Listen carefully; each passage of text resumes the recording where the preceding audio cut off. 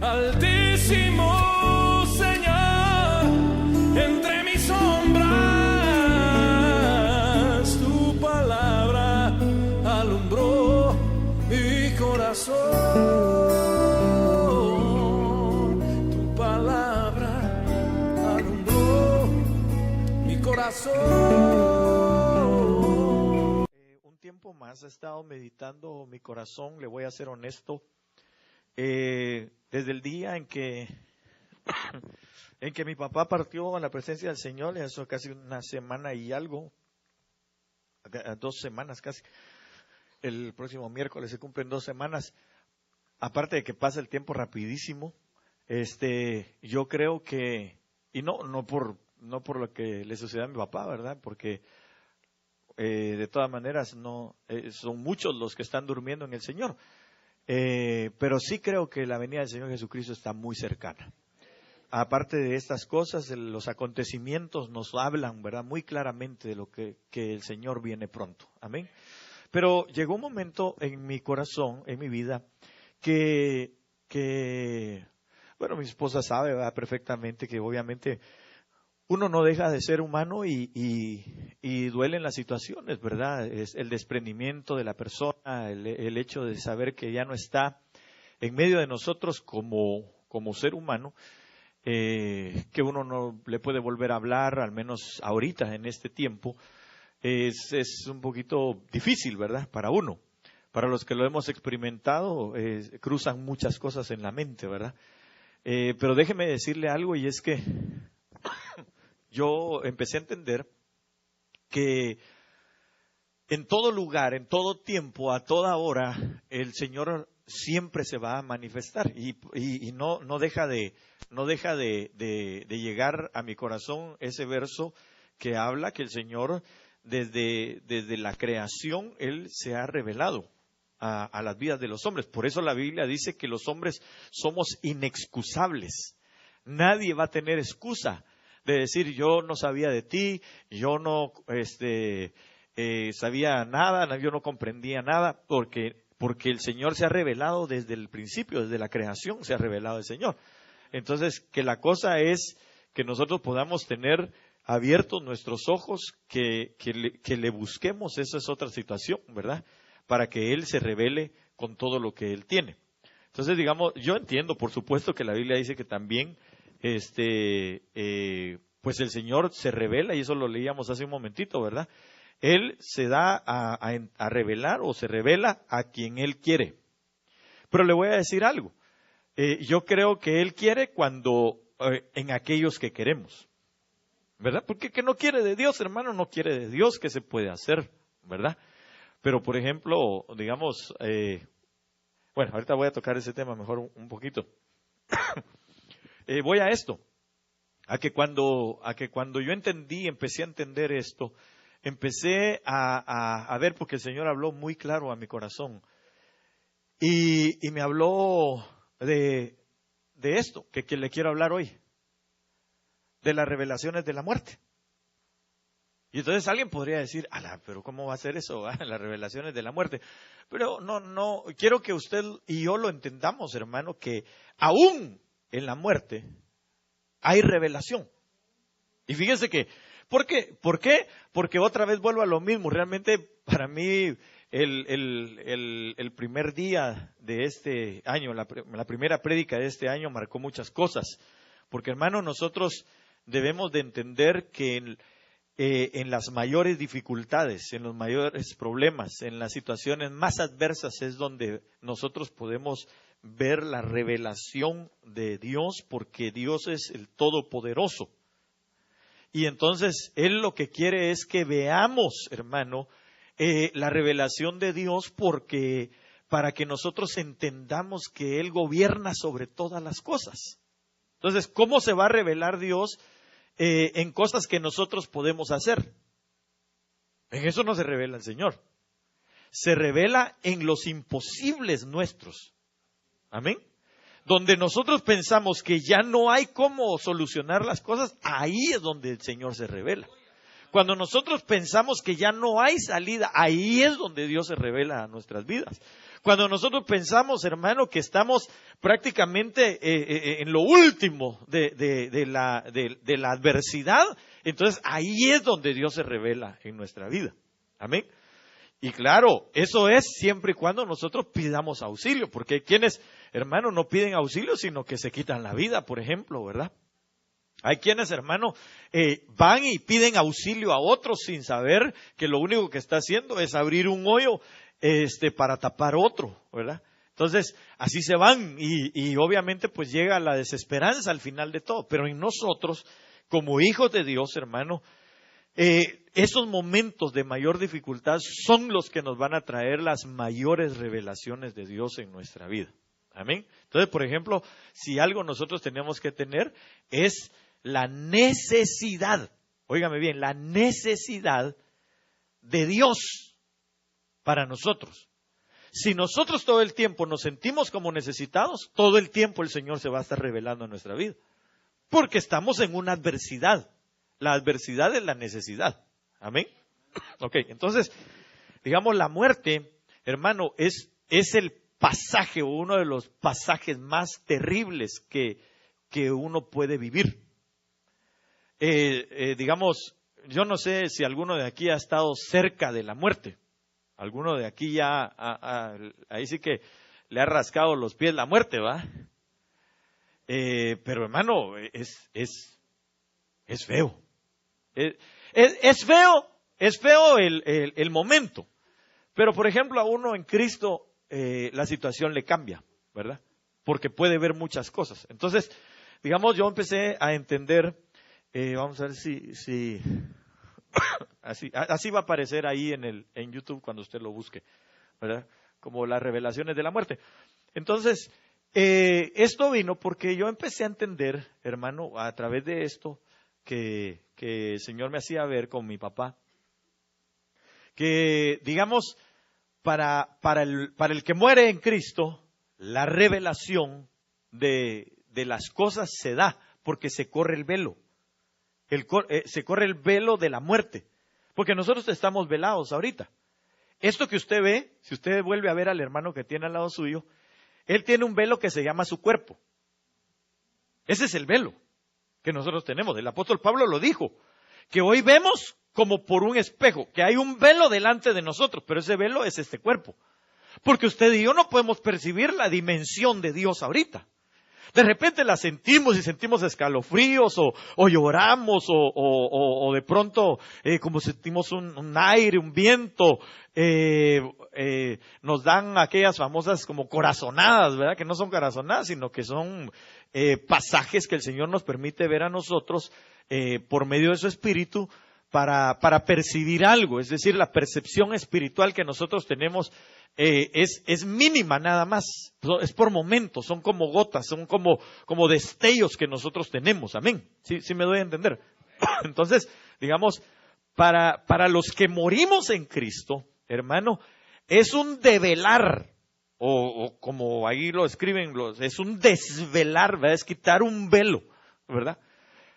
Y es el develar o el desvelar de este cuerpo para ver la gloria que viene, para ver la eternidad, para entrar en la eternidad.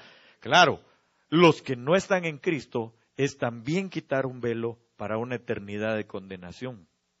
Qué terrible es eso, hermano. Sinceramente yo creo que nosotros estamos, por lo que el Señor nos hablaba ahora y que siempre nos lo ha hablado, ¿verdad?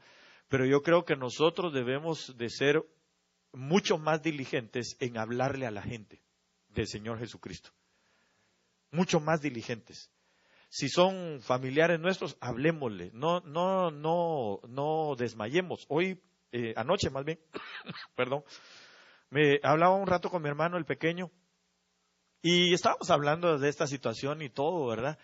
Pero él me decía algo, que hay un hermano que se llama Oscar Regil, no sé si mi esposa se recuerda de él, pero este hermano, ahora es hermano, ¿verdad? Pero Oscar, cuando nosotros lo conocimos, pues él es maestro de profesión y se conocían con mi papá de muchísimo tiempo, de la infancia, creo que se conocían porque eran del mismo pueblo y todo el rollo, ¿va? Entonces, nosotros vivíamos, digamos, aquí, en este lugar, y Oscar Regil compró una casa, sin saberlo, nosotros, como a una cuadra hacia adentro de donde nosotros vivíamos. Y un día mi papá se lo encontró. Pero mi papá siempre fue un hombre, claro, lo que estoy contando es un testimonio, ¿va? Mi papá siempre fue un hombre que a toda la gente que encontraba, a todos les hablaba del Señor. A la gente que se encontrara, a cualquiera. Él se sentaba en un lugar y de repente le era muy fácil empezar pláticas con la gente, muy fácil. Y entonces empezaba a hablar con la gente y todo, y de repente, ¡pah!, la palabra. Pero los agarraba hasta que la gente o se convertía o se aburría y se iba. Y me estaba contando mi hermano que ya en el entierro, en el cementerio, Oscar Regil agarró el tiempo, ¿verdad? El hermano Oscar. Y él empezó a contar y empezó a decir, ¿verdad?, que había hubo momentos en los que mi papá llegaba a buscarlo, ¿verdad?, por ser amigos, ¿no? Entonces, desde que supo que ahí llegó, lo fue a visitar la primera vez y le empezó a hablar del Señor, pero ya la segunda, otra vez le volvió a hablar del Señor y otra vez y así y ahí. Y dice él, yo voy a ser honesto, dijo, pero hubo momentos en los que yo le decía a mis hijas, salgan ese hermano y díganle que no estoy. Porque él no quería oír del Señor. Ahora, bendito sea el Señor, decía él, por la insistencia de aquel hombre, nos convertimos, yo, mi esposa, mis 5 hijas y mis yernos. ¿Verdad? Entonces, yo creo que nosotros debemos, hermano, de testificar. ¿Por qué le digo esto? Va relacionado con esto, ¿sabe por qué? Porque la revelación de la muerte para los que no tienen a Cristo es lo más terrible que puede pasar en su vida.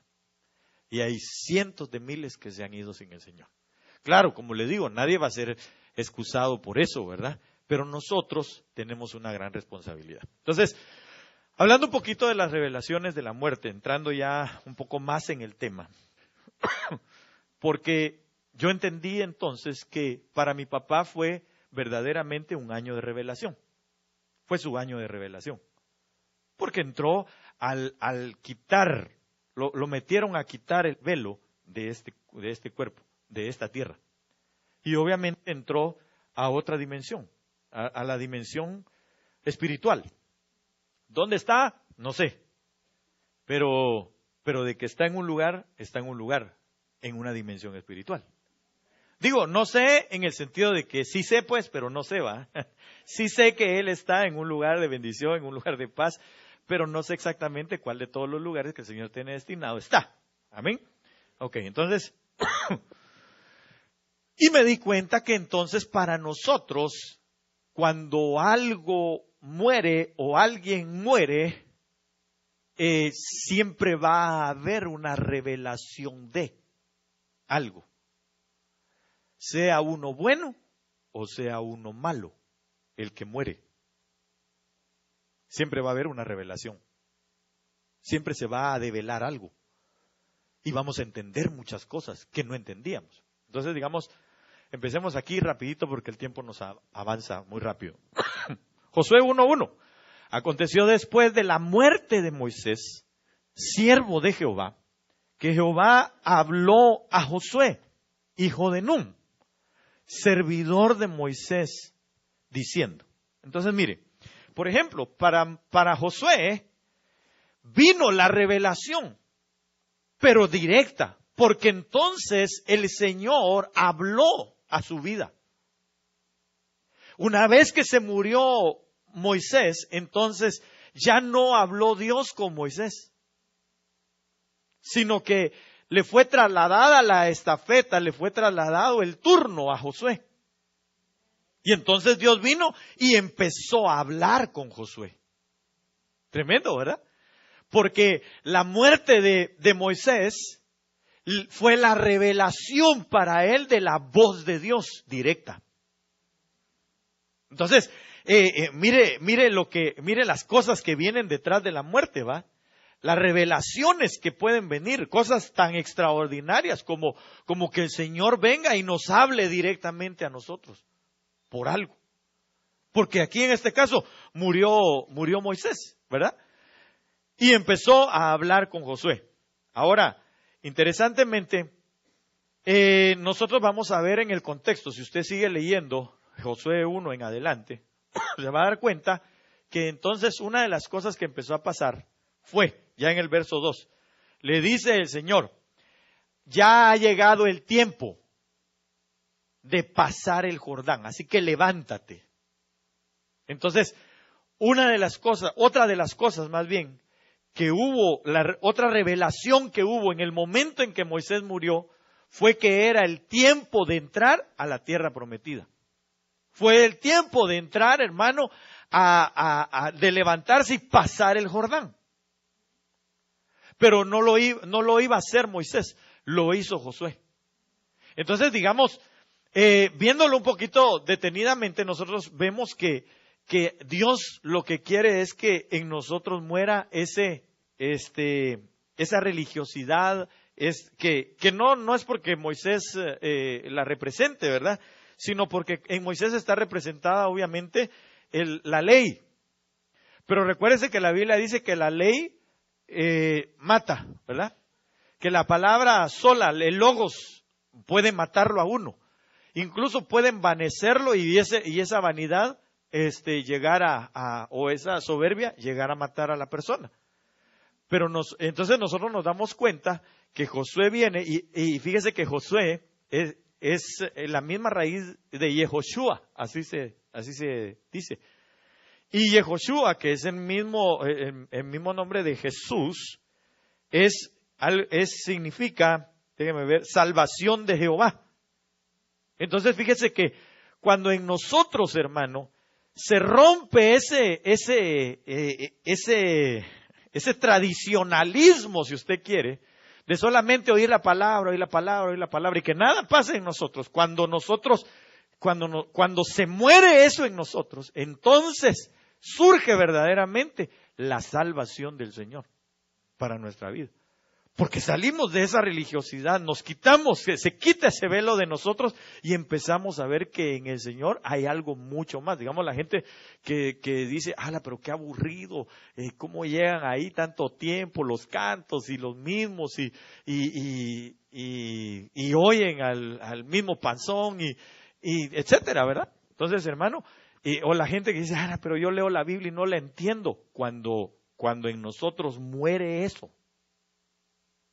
Es decir, permitimos que el Espíritu de Dios le dé vida a lo que hemos estado leyendo. Entonces viene para nosotros la libertad. Viene para nosotros la salvación. Viene para nosotros, hermano, el cruzar el Jordán. Fíjese que el cruzar el Jordán lo que significa, o una de las cosas que significa el Jordán es la parte más baja. Significa, aquí lo tengo, descender, significa el enemigo, significa caer, esas cosas significan el Jordán. Entonces hay gente que se mantiene así, que se mantiene en la parte más baja, que se mantiene, hermano, e incluso se mantiene del otro lado del Jordán, y fíjese que del otro lado del Jordán hay dioses ajenos a Dios, y por eso no entra a la tierra prometida. Entonces Dios lo que quiere es tiempo de levantarse, de empezar a dejar toda esa religiosidad que tenemos muchas veces, o toda esa pereza también, porque le dice a Josué, levántense ahora y crucen el Jordán. Entonces es necesario empezar a utilizar, porque ¿qué fue lo que abrió el Jordán? ¿Se recuerda? ¿Qué fue lo que abrió el Jordán? El arca. Es decir, el sacerdocio, porque los sacerdotes tomaron el arca y en cuanto pusieron sus pies los que lo llevaban, dice que se abrió el Jordán. Entonces, ¿qué fue? La ministración sacerdotal, la ministración del arca del pacto, la presencia de Dios fue la que abrió el quitar, el descender. Entonces, ¿qué tenemos que tener nosotros? Después de esa muerte, después de que nosotros muramos a nuestro razonamiento y a nuestros pensamientos, hermano, de querer interpretar las Escrituras a nuestro sabor y a nuestro antojo, entonces, hermano, va a venir la unción sacerdotal de Cristo sobre nosotros y se nos va a ser revelado la presencia de Dios en nuestras vidas. Y vamos a pasar a conquistar la otra parte que es la tierra prometida. Fíjese que hay mucha gente que se quedó así, solo con la salvación. Digamos, ahorita hay muchos cristianos que dijeron, no, ya soy salvo y tranquilo. Pero fíjese que no se dan cuenta que hay que pasar al otro lado del Jordán a conquistar. Ya la conquista es las cosas que yo voy a ganar en el Señor. ¿Cuánto yo entro a la tierra prometida? ¿Cuánto yo me esfuerzo? Porque el Señor le dijo a Josué, esfuérzate, sé valiente. Y después 3 veces le dijo, y la última le dijo, y sé muy valiente, le dijo. ¿Sabe por qué? Porque si nosotros queremos alcanzar, y lo pienso aún más, si usted y yo, que estamos en esta tierra, vamos a pasar a la dimensión espiritual, ¿verdad que sí? En algún momento vamos a pasar a la dimensión espiritual, sea por edad o sea porque el Señor venga. Ahora, la situación es, llegar a la dimensión espiritual es lindo, pero la situación es en qué parte de la dimensión espiritual va a ser nuestro lugar. ¿Dónde quiere usted pasar la eternidad? En el reino, dice Aarón. Ok, pero ¿en qué parte del reino quieres pasarla? Porque en el reino va a estar el palacio y van a estar otras moradas alrededor. Digamos, algunos dicen, no, en el palacio, sí, pero ¿en qué parte del palacio lo quiere pasar? Pues siendo novia, no, siendo la esposa de Cristo. Ese sería el máximo galardón que nosotros podemos llegar a alcanzar. Bueno, pues usted va. Para nosotros nos rige otra cosa. Pero, hermano amado, definitivamente eso es con esfuerzo. Eso es con esfuerzo. Es matar en nosotros, hermano, esa religiosidad, bueno, vamos, porque ni modo, pues hay que ir a hacer, vamos, pues otra vez, porque hoy es domingo y de todas maneras, pues aunque el hermano se alargue ahí, no importa, mañana descansamos o más tarde descansamos. Eso es religiosidad en uno. Eso es pensar todavía con esa ley, con ese logos nada más. Pero cuando nosotros, hermano, nuestro Josué rompe en nosotros, irrumpe el Espíritu de Dios en nosotros, y rompe los moldes, ¿verdad? Y digamos, a veces viene uno, amén, bueno, ¿qué vamos a hacer hoy? Bueno, pues seguramente vamos a cantar, vamos a danzar, vamos a sudar, después entramos a la adoración, lloramos un cachito, oímos las profecías, viene la palabra, hay ministración y nos vamos. Eso es lo que está en nuestra mente. Eso es lo que está en nuestro razonamiento. Eso es lo que está en nuestro schedule, ¿verdad? Eso es lo que está en nuestro horario. Pero ¿qué pasa cuando irrumpe el Espíritu de Dios en nosotros? Cuando de repente empieza a cantar aquí, voy a perder la compostura y ¡pum! Desciende la gloria de Dios y la gente cae y el Espíritu de Dios se empieza a manifestar. ¿Qué le parece eso a usted? ¿Sabe qué pasó? Se murió Moisés. Se murió Moisés. Sí, ¿sabe por qué? Porque digamos Moisés, en Moisés tenían establecido lo que iban a hacer. ¿Sí me doy a entender? Digamos, se entraba una vez al año, el sumo sacerdote, ya se sabía cómo había que ofrecer. ¿Por qué cree usted que cuando entra el papá de Juan, el Bautista, Zacarías, entra a su turno, ¿verdad? Le tocaba su turno. Pero pues él entró y bueno, pues aquí está el incienso, todo. Cuando de repente, ¡pah!, se le aparece un ángel, hermano. Y que cuate se asustó, ¿verdad? Y se quedó mudo. Más mudo. Entonces, hermano, ¿pero qué pasó? Porque se acabó en ellos. Se acabó en ellos. Se acabó en él. La ley establecida. Se rompió en él esa religiosidad. Se rompió en él. Nosotros pensamos que religiosidad es aquellos que van y, ¿verdad? Eso pensamos en religiosidad nosotros. Pero nosotros a veces estamos en religiosidad aquí. Cuando no dejamos que el Espíritu de Dios irrumpa en nuestras vidas, ¿verdad? Cuando venimos bien trajeaditos, bien bonitos y de repente empezamos a sentir el Espíritu de Dios. Padre, no me vayas a botar, Señor, porque este traje es nuevo, papá. Religioso. Ay, Señor, mi rímel, Señor, se está corriendo. Las hermanas, ¿va? Entonces, cuando nosotros nos quitamos, bueno, Señor, ya, aquí estoy, aquí estás y dale viaje. Se quitó la religiosidad de nosotros. Hubo una muerte. Y vino Moisés para hacernos, del descenso, hacernos ascender. ¿Sí me doy a entender? Entonces, esa es una de las revelaciones de la muerte. Cuando algo muere en nosotros, cuando esa religiosidad muere en nosotros, subimos a otro nivel. Porque entonces entraron, hermano, a la tierra prometida. Ahí se empiezan a ver cosas gloriosas de Dios. Una de las primeras cosas gloriosas de Dios fue que les dio una instrucción a través de un hombre de lo que tenían que hacer y obedecieron. Y entonces cuando obedecen, dan 7 vueltas, usted lo sabe, ¿va? Y entonces en eso el Señor viene y ¡pum! Se manifiesta, botando aquellas murallas extraordinarias que había, más grandes, pues. Entonces cuando en nosotros se muere aquella religiosidad, se empiezan a caer esas murallas. Y nosotros decimos, esto nunca lo había visto de Dios. Pues no, porque aparte que andábamos allá abajo, descendiendo, andábamos con religiosidad, por eso no lo experimentábamos. Pero si nosotros entramos por esas puertas, hermano, todos los días, Padre, ¿qué tienes hoy para mi vida? Usted va a ver lo que va a pasar. Porque entonces el Josué nuestro, el Espíritu de Dios, el Espíritu Santo de Dios, el Cristo de la gloria, nos va a empezar a hacer experimentar esas cosas extraordinarias de Dios.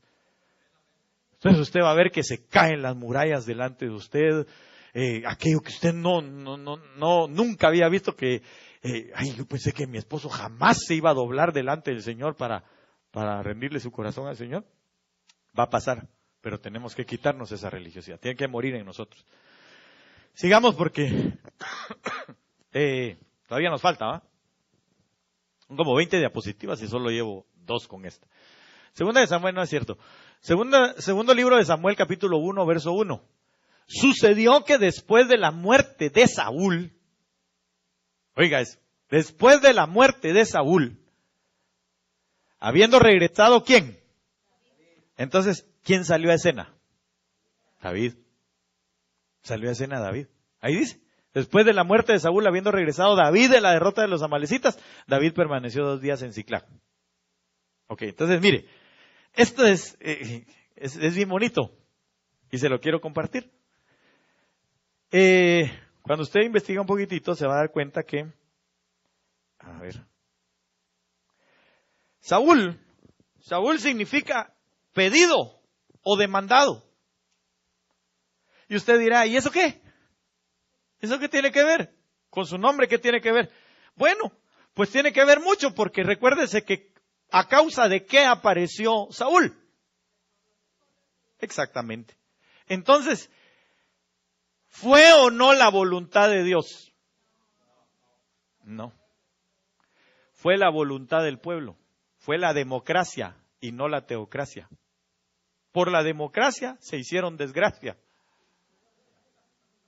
Sí, porque si ellos se hubieran mantenido en Dios, si ellos hubieran tenido su mirada puesta en Dios, porque ellos dijeron, nosotros queremos rey como todos los demás de la tierra, como todos los demás pueblos de la tierra.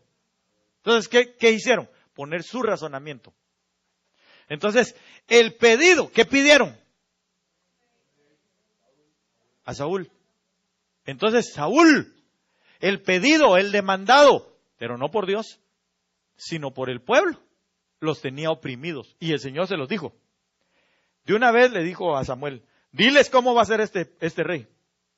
Les va a quitar a sus hijos y a sus hijas. Y les va a quitar de su alimento. Y le empieza a decir todo lo que iba a hacer. Porque así eran los demás. Como pidieron uno igual, entonces les dio uno igual. Les puso impuestos, les puso un montón de cosas, hermano. Entonces, ¿pero qué pasó? Cuando se muere Saúl, cuando se mueren tus demandas para con Dios, y permitimos o permites que venga David. ¿Qué significa David? Cuando se venga el amado. Cuando se venga lo que Dios ama, lo que Dios quiere, lo que a Dios le agrada. Cuando nosotros, por eso dice la Biblia que nosotros, hermanos, deberíamos dejar que el Espíritu Santo de Dios pida por nosotros, porque Él sí sabe interceder, sí sabe pedir conforme a la voluntad de Dios. Porque nosotros no sabemos pedir. Dice la Biblia que nosotros solo pedimos ¿para qué? para nuestros deleites. Entonces, hermano, ¿se imagina usted? Así pidió el pueblo a un Saúl solo para su deleite. Pero cuando apareció en escena David, cuando se murió Saúl y apareció David, entonces David era un hombre conforme ¿a qué? Al corazón de Dios. Cuando usted y yo empezamos a orar conforme a lo que Dios quiere, entonces las cosas van a cambiar, el resultado va a ser diferente, nuestras victorias van a ser mayores. Si usted había vencido sobre 1000, ahora va a vencer sobre 10,000, porque así cantaban las hijas de Jerusalén. ¿Se recuerda? Saúl mató a 1000, no quiere decir que usted no tenga victorias en lo que pide, pero podrían ser 10 veces más que la que pedimos. ¿Sí me doy a entender? Porque dijeron, y David a sus 10,000. La victoria en nosotros puede ser superior, puede ser mayor. Si nosotros matamos o dejamos que se mate al Saúl, que hemos pedido, lo que hemos pedido, ¿qué ha pedido usted, hermano? No, es que yo le he pedido al Señor que mi marido, que mi esposa se convierta a Él. ¿No será que si se lo convierten ahorita, usted se va a alejar del Señor? ¿No será que va a dejar de clamar? ¿No será que va a dejar de orar? ¿No será que va a dejar de buscar de las cosas del Señor? Mire, estos ojos, que no sé, yo espero en el Señor que no se lo vayan a comer los gusanos. Hermano, yo sé, yo he visto gente que cuando el Señor viene, eso fue lo que pediste, va, déjenselo pues. Se lo dan y se apartan de las cosas de Dios. Por eso, porque fue solo un pedido, fue un demandado, bajo mi razonamiento, bajo lo que yo pensé que estaba bien.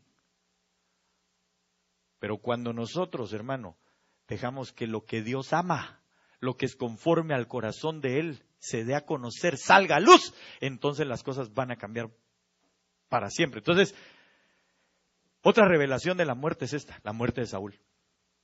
¿Sí me doy a entender? Ok, sigamos. Vamos a ver si no tenía algo más que decirle. No, eso era lo que le tenía que decir. Sigamos. Bueno, entonces, fíjese que tal vez regresando un poquito, perdone, así rapidito, porque tengo algo aquí. Cuando dejamos de pedir y permitimos que sea el Espíritu el que nos dé lo que Él ama, entonces es cuando ganamos sobre nuestros enemigos y alcanzamos el reino. Porque David le fue entregado todo el reino. A Saúl no. David sí conquistó todo el reinado, porque fue rey en Judá y rey en Jerusalén. Es decir, en todo gobernó David. ¿Amén? Ok. Sigamos, usted ya se está durmiendo. Pero ya voy a terminar, de veras ya voy a terminar. Y durmió David con sus padres y fue sepultado en la ciudad de David. Mire, ahora le tocó el turno a David. No me vaya a malinterpretar, por favor, a decir de que, bueno, quiere decir que entonces tenemos que, Moisés era malo. No, le estoy diciendo nada más, yo por eso se lo estoy planteando desde un punto de vista en lo que algo tiene que morir en nosotros para darse una revelación en nuestra vida nueva. Amén. Ok, entonces, y durmió David con sus padres y fue sepultado en la ciudad de David. Los días que David reinó sobre Israel fueron 40 años, oiga, y por eso le decía que el reino fue completo, ¿verdad? Porque sobre Israel 40 y 7 años reinó en Hebrón, ¿verdad? Que es el reino de Judá. Y 33 años reinó en Jerusalén. Entonces, mire, en todos lados, ¿verdad? 7 en Hebrón y 33 en Jerusalén. Es decir, 40 en total, pues, ¿verdad? Y el verso 12 dice, Salomón se sentó en el trono de David su padre, y su reino, ¿qué pasó? Fue firme o se afianzó en gran manera. Entonces quiere decir que ya era firme. Mire el cambio. De Saúl a David, el reino se conquistó por completo, porque las victorias fueron mayores. Pero cuando aún, oiga bien, cuando aún David muere, en este caso lo voy a poner desde este punto de vista, cuando es cierto, lo que Dios ama, lo que Dios quiere, lo que Dios nos permite a nosotros, lo que Él quiere que nosotros, como Él quiere que nosotros, pidamos o oremos, todavía a eso se le añade sabiduría, entonces se afirma aún más. o se afianza lo que ya se tiene. ¿Sí me doy a entender? Porque entonces, hermano, ya no solamente es la guianza del Espíritu, sino es la sabiduría sobre también lo que estamos solicitando. ¿Sí me doy a entender? Entonces nosotros, hermano, necesitamos, cuando muere David todavía, es decir, esa muerte de David no es sino para llevarnos a más todavía, ¿cómo se llama? A potencializar nuestra vida, porque entonces se afianzó de gran manera. Mire, si en David las situaciones eran poderosas, ¿verdad? Aunque obviamente David cometió un error. Pero nosotros, aquí, llegando a este punto de Salomón, debemos de observar que en Salomón, hermano, el reino se afianzó y se hizo rico. Se abundó en todo. Dice la palabra que era tal la opulencia que había, lo esplendoroso que era, que la plata era menospreciada. Entonces usted iba ahí quítate esa cosa de ahí, así, con el pie, porque ahí estaba la plata y así la pasaba la gente. Jugaban con ello, porque era demasiada la opulencia que había, de oro y de piedras preciosas y un montón de cosas. Era menospreciada la plata, ¿verdad? Entonces nosotros, hermano, debemos de llegar a ese nivel. Después de la muerte de David, todavía ir más allá. Esto lo tengo que todavía investigar un poco más, porque aquí debe haber muchas más cosas. Pero solamente ahí se lo quiero dejar, por razón del tiempo. Veamos algo más. Ahora, esta es la muerte más extraordinaria.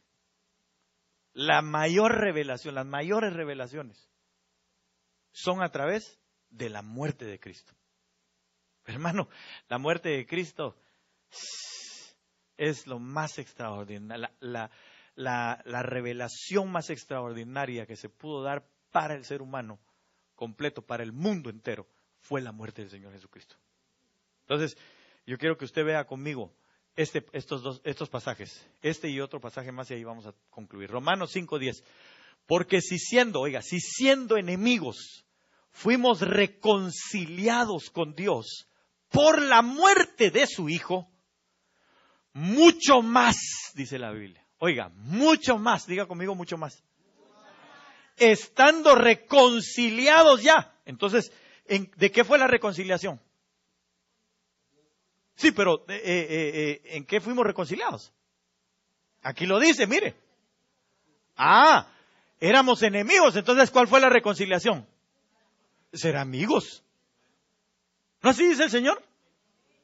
Por eso el Señor dice, ya no los llamaré discípulos, sino los llamaré amigos, siervos, sino los llamaré amigos, porque el siervo no sabe lo que hace su Señor, pero el amigo sí.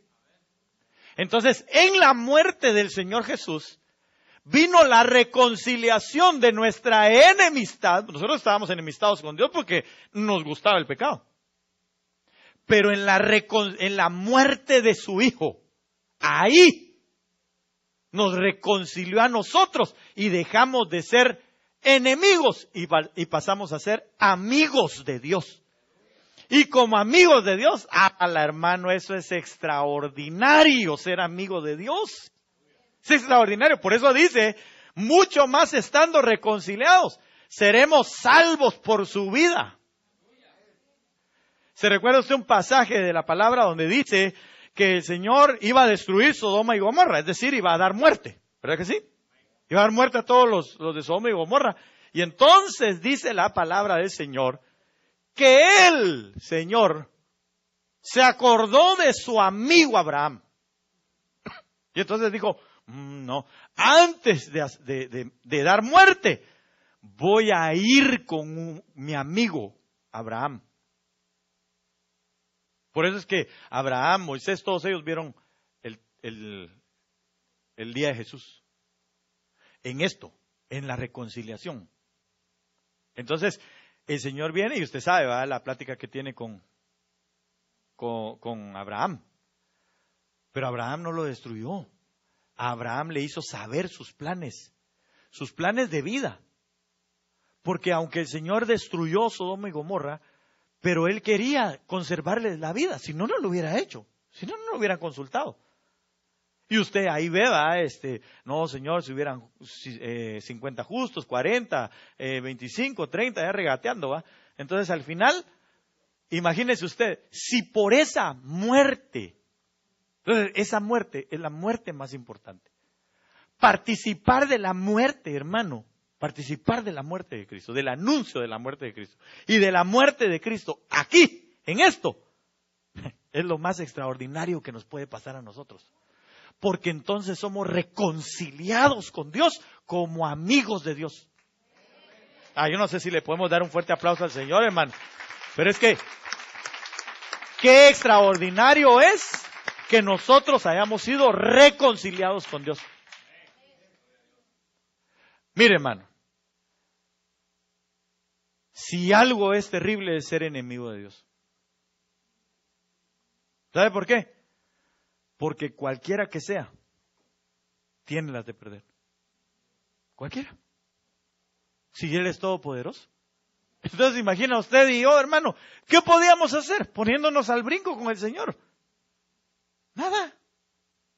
Si la Biblia dice que somos como la hierba del campo que hoy en la mañana está y en la tarde ya no está. Dice la Biblia en uno de los salmos, hermano, que sus enemigos son como el tamo. ¿Sí sabe qué es el tamo? Digamos, si cuando con el maíz, ¿verdad? Si se tira el maíz así para arriba y pasa el viento, se le cae así la cascarita. Así son los enemigos, cualquier enemigo de Dios para Él. Es decir, ni siquiera el Señor tiene que actuar Él, sino solamente con su palabra.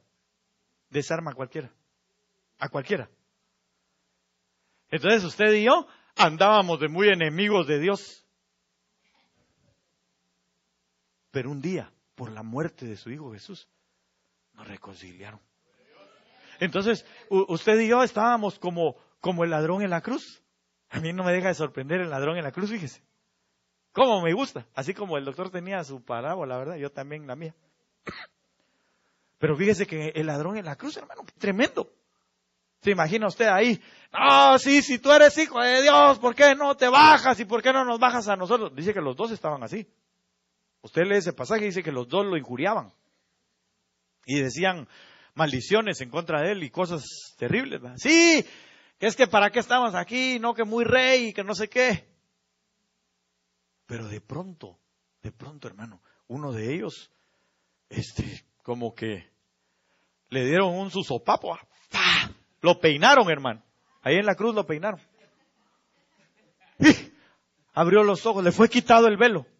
Y entonces cuando lo vio, hermano, vio la gloria que estaba ahí emanando de sus heridas.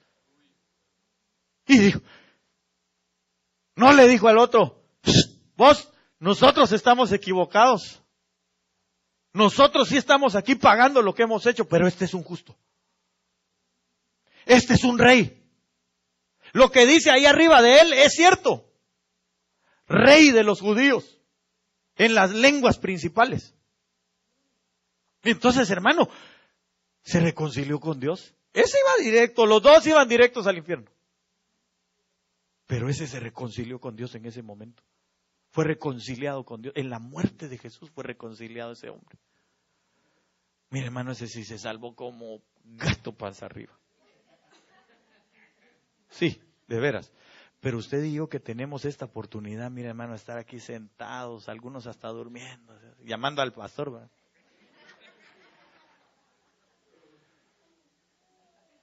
Estando aquí, hermano, con aire acondicionado, con calefacción en tiempo de frío, bien sentaditos, escuchando la palabra, un lugar donde adorar al Señor, donde no nos andan buscando para matarnos todavía. Hermano, qué rico. Aquí podemos venir y reconciliarnos con Dios y decirle gracias, Padre, por tu muerte, por la muerte de tu Hijo Jesús. Y aparte de todo, hermano, disfrutar de esto, mire, disfrutar de la Santa Cena. Sinceramente, yo no sé qué más queremos, hermano. De verdad no sé qué más queremos. Ya no se puede. Terminemos con esto, con este pasaje. Colosenses 1:21. Y a vosotros también que erais en otro tiempo extraños y enemigos en vuestra mente. Mire cómo estábamos nosotros. En nuestra mente éramos extraños y enemigos. Haciendo malas obras. Hermanos, ¿alguno de aquí todavía hace malas obras? Su silencio dice algo, ¿ah? Pero gracias a Dios que nos están enseñando a hacer buenas obras y a desechar esas malas, ¿verdad? Haciendo malas obras. Ahora, ¿qué dice? ¿Ahora qué dice? Mira. Nos ha reconciliado. ¿En dónde? En su cuerpo de carne por medio de la muerte. Para presentarnos, ¿cómo? Qué barbaridad, hermano. ¿Se imagina usted? Nosotros que andábamos así todos cheretos, hermano, todos por un lado. Andábamos sucios, remendados, qué sé yo, hediondos, ¿verdad? Pero ahí, en su cuerpo de carne, por medio de la muerte en la cruz del Calvario, para presentarnos santos y sin mancha e irreprensibles delante de Él. Hermano, de veras, es para darle la gloria a Dios. Usted dijo que no éramos, pero ni basura. Allá decía alguien, soy basurita, ¿verdad? Pero nosotros ni a eso llegábamos. Nosotros ahora hemos sido por la muerte en su cuerpo. Fuimos reconciliados. ¿Para qué? No solamente para ser amigos, sino que ahora, para presentarnos santos. Mire, extiéndale su mano al que tiene o a la que tiene a su lado y dígale, santo o santa de Dios. Te rayaste, dígale. Te rayaste, dígale. Te sacaste la lotería. You're lucky. You're lucky. ¿Por qué? Porque, hermano, mire, la misericordia de Dios fue tan grande, tan grande. Hoy entiendo por qué el verso o uno de los versos centrales de la palabra es que por cuanto el Señor amó de tal manera. Ese de tal manera significa no comprendemos.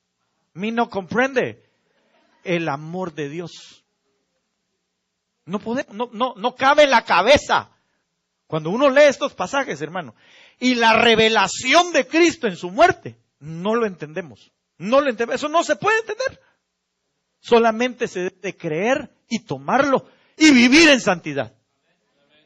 E ir, hermano, tras la santidad, el camino de santidad que fue trazado. Eso es lo que tenemos que hacer. Entonces, aquí, nosotros, mire, fuimos reconciliados con Dios para presentarnos santos. ¿Cómo va a entrar usted? ¿Sabe cómo lo van a llamar? Santa Inés de la Cruz. No, de Santa Inés es Cruz, ¿ah? Venga, pase adelante. Usted sí va, San Francisco le van a decir al hermano Paquito. San Francisco Benavides. Con todas sus chivas para el reino.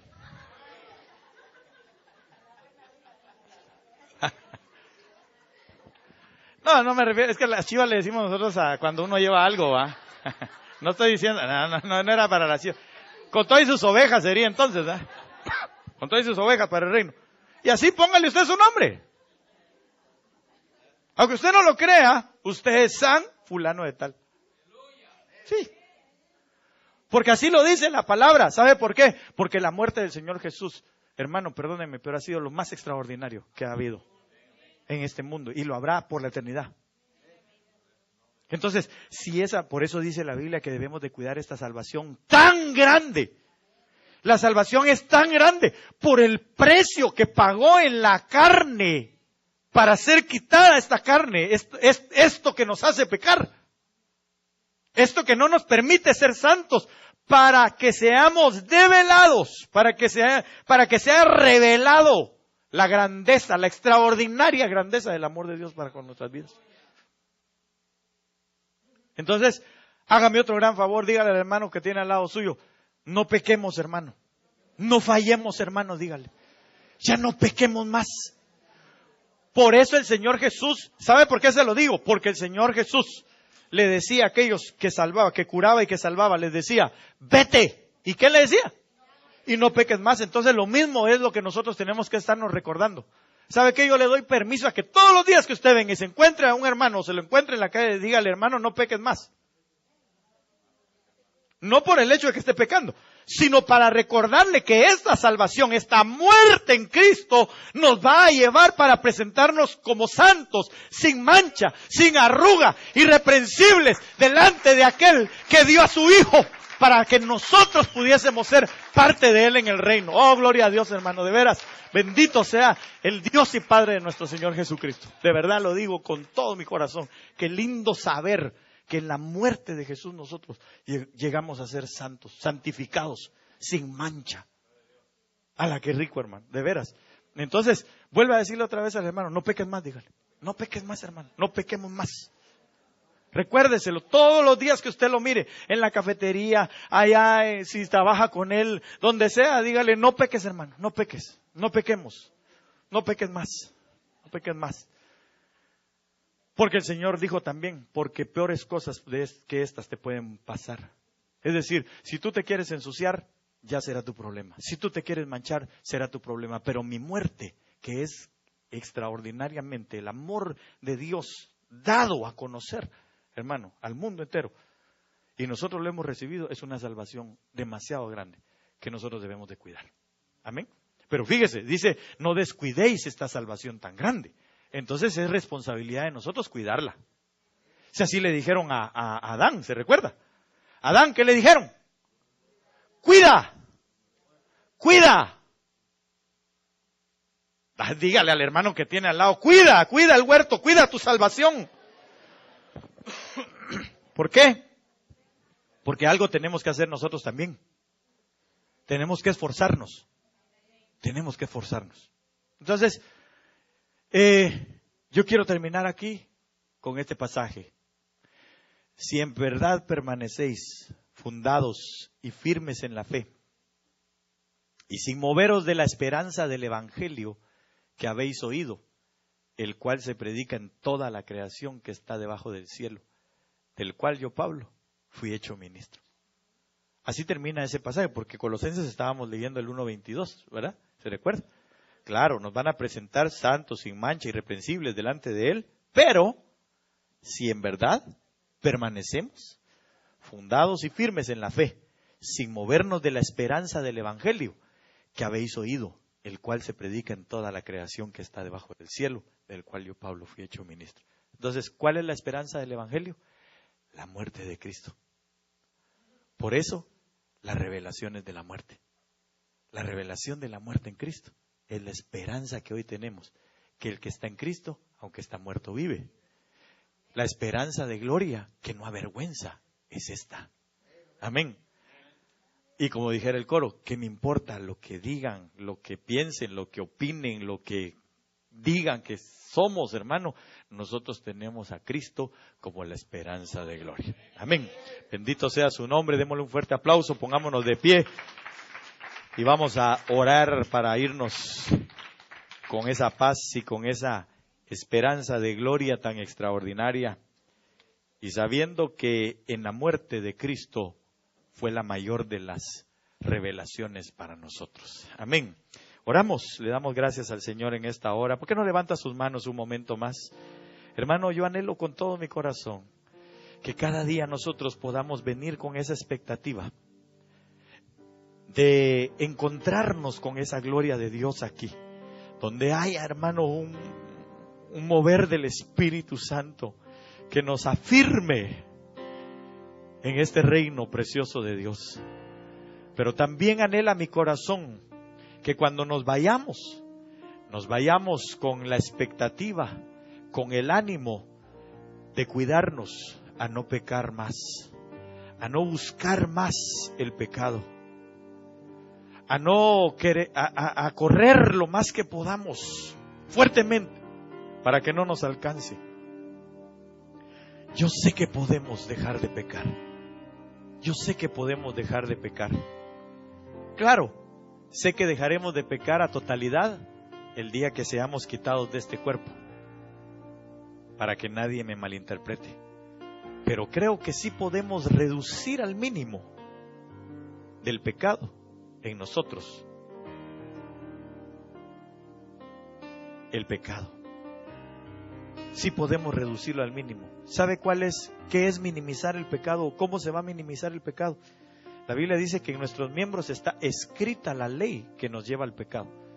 La minimización del pecado será cuando solo esté escrito, pero no se haga evidente. ¿Sí me doy a entender? Y en esta hora, en esta tarde ya para ir concluyendo, este tiempo tan extraordinario, tan exquisito de nuestro Dios para nuestras vidas, hermano, digámosle al Señor, ya no quiero pecar más, no te quiero fallar ya más. Hay un canto que cantamos hace algún tiempo que dice: hacemos hoy ante tu altar un pacto de hombres que te quieren agradar.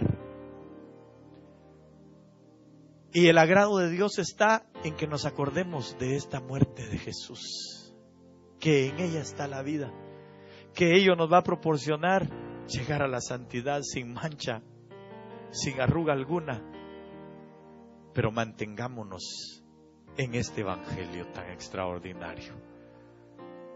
Hoy quiero invitarle, yo sé que ha sido un tiempo lindo en el Señor, pero quiero invitarle a que venga, usted y yo, hagamos un pacto con el Señor y digámosle: Señor, quiero hacer un pacto aquí delante de esto que nosotros le denominamos a veces altar, que es el frente nada más, pero hagámoslo hoy un altar. Y le ruego en el nombre de Jesús que venga y que al hacer esto un altar le diga al Señor: Señor, hoy vengo a hacer, Señor, un pacto. Yo sé que los pactos que hacemos son unilaterales porque solo el Señor es el único que los puede sostener. Pero hoy que podamos decirle: Señor, yo quiero hacer un pacto contigo a no fallarte más, a no buscar ya más el pecado. Ya no quiero, Señor, el pecado. Ya no quiero buscar, Señor, más pecar. Quiero huir, quiero salir corriendo, Señor, de esas pasiones, Señor amado. De ellas quiero huir. Para evitar el pecado, lo que quiero, Señor, es continuamente estar buscando tu rostro en oración. Para salir de esa tentación, Señor, quiero buscarte en oración, Señor amado. En el nombre de Jesús. Hoy aquí en este lugar, hagamos un pacto delante de Dios y digámosle: Señor, por favor, ayúdame a no fallarte más. Ayúdame, Señor, a no golpear tu corazón, Señor, con una actitud de pecado. A no lacerar, Señor, tu corazón, tu cuerpo, Señor, con una actitud de pecado. Enséñanos, Señor, a minimizar, Señor, el pecado que solamente está escrito en nuestro cuerpo, pero que no lo hagamos accionar. En el nombre de Jesús.